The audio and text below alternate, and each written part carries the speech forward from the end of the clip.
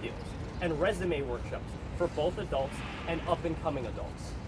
A notable way that we support teenagers at my branch is through the College and Career Pathways program, where we assist them with applying to college and scholarships, writing their personal essays, applying for federal financial aid, and general adulting skills to help them prepare for life after high school. As we may know, college is extremely important for many young adults in this country.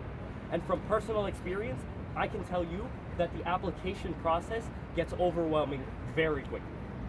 The library is a place where all New Yorkers have the ability to socialize, ask questions, and learn. The library has benefited other people in all the ways that I've already mentioned, and has benefited me by teaching me so many skills that will stick with me for the rest of my life. This program, the TRA program, even helped me get into Yale University on a full-ride scholarship. At my own branch, as I was planning what I was going to say today, I looked around and I saw people laughing, children playing, people reading, doing homework, and amazing programs being run by NYPL staff. From all my experiences, you can't argue with our request to Mayor Eric Adams and the City Council: invest in libraries. Thank you. Another round of applause to our teen speakers. Amazing testimonies. I want to bring up another colleague of mine in the City Council, Pierina Sanchez. All right. Good morning. Good morning.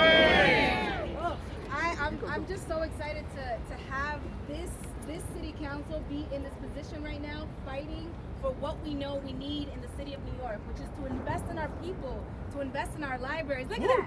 Full ride to Yale, am I right? From the Bronx. Okay, all right. No, I mean, just to join in the magnificent teen testimonials we've heard today. I'll never forget myself going to the Fordham Library, now called the Kingsbridge Library, which was in this building that's now closed on Bainbridge Avenue and Fordham Road. And I would go there after school. Mind you, I saw some things when I would walk back home from school. I saw a lot that a child shouldn't see. I saw individuals be stabbed. I ducked bullets, right? And the library was the place where I could go and just escape and go wherever I wanted in the world. And that is what our libraries represent, endless opportunities. There was an assignment in 3rd grade where there was a challenge and you had to read 25 books. I went into the Bainbridge Avenue library and I read my 25 books and I didn't stop. I went on and I read 50, right? And that's what it looks like when our libraries are fully funded and they're open and they're accessible, and we can't shortchange that. So I'm so proud to stand here with DC37, with all of our unions, with our colleagues, with our youth, to say, no, Mayor Adams, no, this is not how we come out of any crisis. We have to invest in our people so that we can have a better future. Thank you.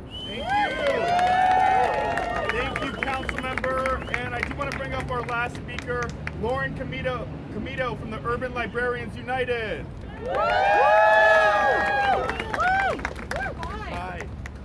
Hi, so yeah, I'm Lauren Comito from Urban Librarians Unite.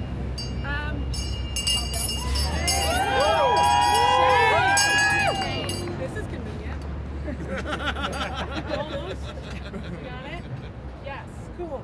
I came here today at the head of a funeral procession for libraries. Because that's what we're facing in libraries if these budget cuts go through. A funeral for the death of our services, our community building, our materials.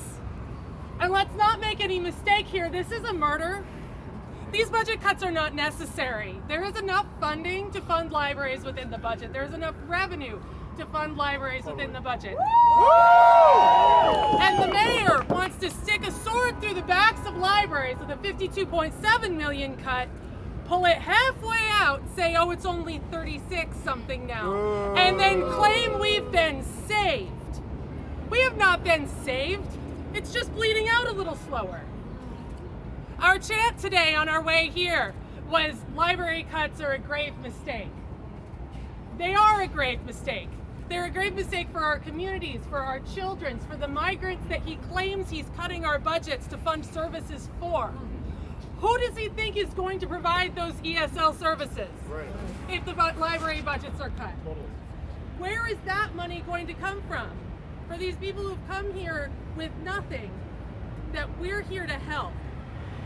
So when I say it's a murder, I guess it's hyperbole, but I don't really feel like it is.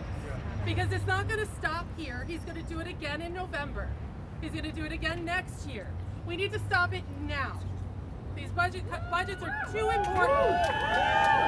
Libraries are too important to the civic cohesion of our communities, to the safety of our communities, to cut now. So thank you. And, thank you.